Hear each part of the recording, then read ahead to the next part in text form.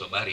Sama Kiai Sobari Kuningan atau Ciwedus itu seangkatan kakak kelas dari Mama Syekh Ahmad Bandaniji. Syekh Ahmad Bandaniji punya kakak kelas waktu di Madura, di Syekhunahul Bangkalan Madura, namanya Mama Sobari Ciwedus. Syekh Ahmad Bandaniji mukim dari Madura, ikut Mama Sobari di Kuningan selama 3 tahun, ikut membantu Syekhuna Mama Sobari Ciwedus, kemudian pulang ke Ciamis mendirikan pesantren, punya anak didik, punya anak, punya cucu, punya keluarga yang hasil didikan beliau. Salah satu didikan beliau adalah Amma Bustomi dan Amma Syekh Abdul Wahab, dan ayahnya daripada bapak ayah Petir. Jadi Petir pertama membawa Jamul Jawami ke Ciamis dari sanad Syekhuna Khalil Bangkalan Madura.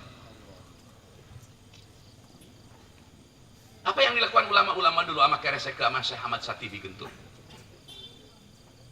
Mama Keresek datang ke Ahmad Satibi, Mama Ahmad Satibi Gentur. Saya kemarin baru saja khawal ceramah di Warung Kondang Jambu Dipa, keluarga Gentur hadir, keluarga Empang Tramat, para habaib hadir, dan saya menjadi mubalik tunggal di acara itu. Dihadiri 20.000 jemaah. Subhanallah, hebatnya ulama-ulama dulu. Syekh besar, ulama besar dari Keresek datang ke Gentur ingin mengaji ilmu manatiqah, karena Syekh Ahmad Satibi Gentur adalah murid dari Keresek yang kemudian mengembangkan ilmu dan belajar ke Mama Syekh Sujai Gudang, kemudian dia menjadi ahli pada bidang fan ilmu makulat, ilmu-ilmu manatiqah, dan menyusun kitab makulat Satibi dan banyak lagi taklifan-taklifan beliau. Dari Keresek Garut yang ahli balaghah datang ke beliau ingin mengaji ilmu manatiqah. Kata Syekhuna di Gentur, akang ingkang raka kaula mangga bade ngawurukeun manatiqah ka salira, tapi salira selama ngaos ka kaula wurukan kaula cuman tuker ilmu. Tidak gengsi ulama-ulama dulu. Oh, nama Pak Dua Kabatur isi beda adonan. Lo emangnya sampean mau bikin roti apa? Lo kan sampean ilmu kayak dagang berebut lapak pasar. Ini bahaya. Apalagi anak-anakku yang baru kemarin sore. Kalian tidak boleh merasa cukup sudah diwisuda tamat SMK. Kalian jangan merasa cukup hanya tamat SMP. Terus raih ilmu pengetahuan, terus cari pengetahuan, terus, dan harus selalu merasa bodoh, harus selalu merasa tertinggal, harus merasa kalau lebih kurang, harus merasa lebih tidak punya apa-apa, harus merasa lebih tidak mengetahui apa-apa. Maka tugasku adalah belajar dan terus belajar sampai titik darah penghabisan. Hidupku adalah untuk ilmu dan aku mengabdi karena ilmu.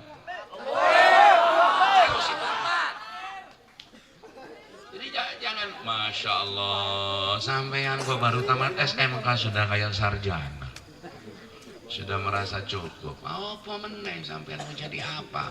Alumni SMK di Indonesia itu jutaan jumlahnya, dan hari ini alumni SMK sudah kehilangan peluang untuk mencari pekerjaan karena pabrik-pabrik banyak tutup, lowongan pekerjaan semakin sedikit, persaingan semakin ketat. Entah berapa juta alumni SMK yang terkatung-katung nasib dan kehidupannya. Ini berat ini. Maka kenapa di sekolah ada pelajaran ekstrakurikuler? Itu untuk mengasah kemampuan skill di luar pengajaran-pengajaran yang bersifat pedagogi.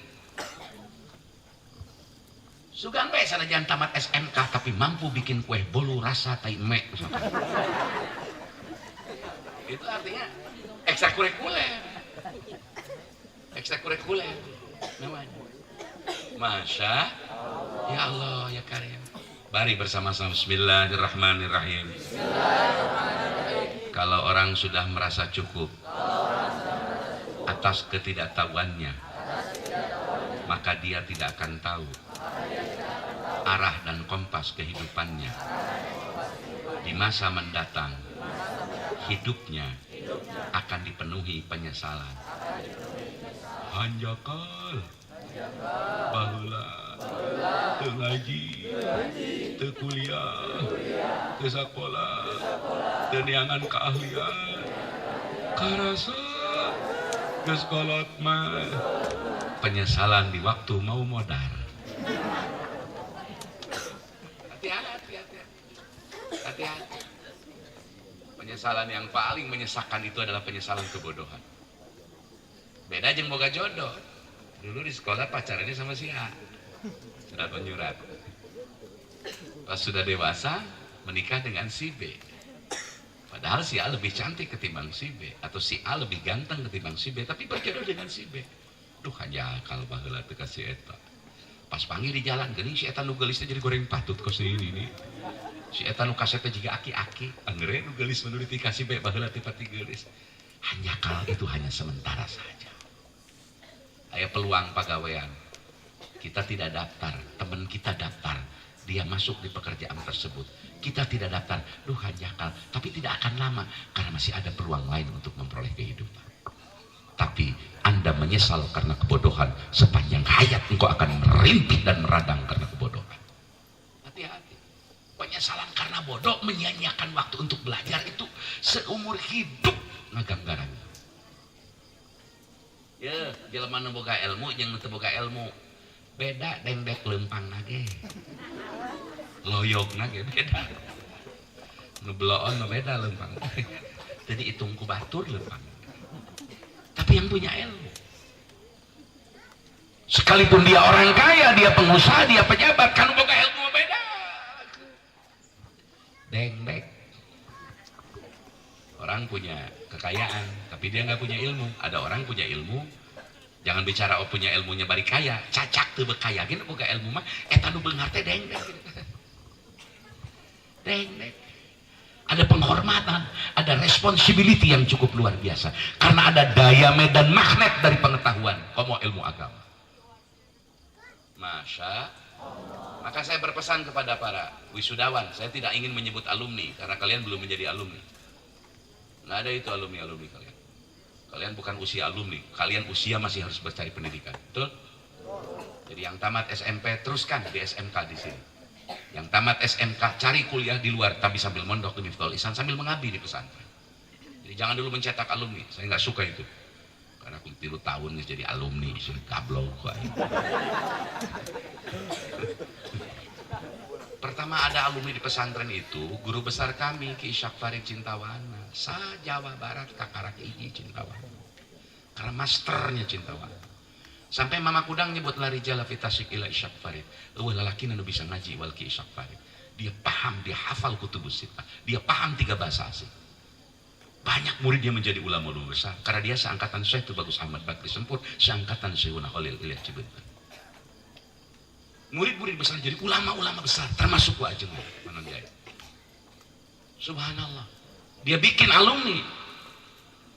Dicontoh oleh semua pesantren. Kenapa waktu itu dilakukan alumni oleh beliau? Karena memang sudah jelas nampak lulusan dari pesantren beliau menjadi pada ulama. Bahkan sekarang banyak kader-kader beliau termasuk Ketua Umum PB Muhammadiyah yang hari ini menjadi Ketua Umum alumni Cintawana. Dumuk di NU. Banyak, karena dia tidak fanatik NU, tidak fanatik Muhammadiyah, tidak fanatik Persatuan, tidak fanatik PW. Yang penting sesuai ilmu pengetahuan dimanapun berada. Meskipun hidup beliau pernah mengatakan di hadapan para murid, menerima dari guru kami yang sekoh, bahwa beliau mengatakan, insyaallah ana mu'minun sunniyun safiyun ghazaliyun. Beliau mengatakan, dan pesan terakhir beliau sebelum meninggal, jangan pernah tinggalkan safinah dan sulam taufik. Subha, wihande barang penyesalan yang menyakitkan,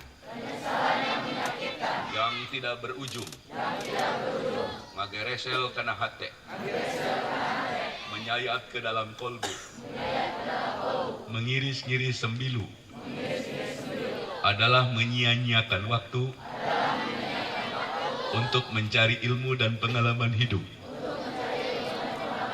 Disia-siakan karena sudah merasa cukup hidup dengan kebodohannya dan kekurangannya.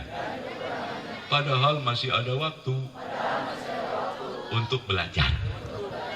Camkan baik-baik omongan Pak Haji dengan anak. Karasa sih hirup bodoh banget.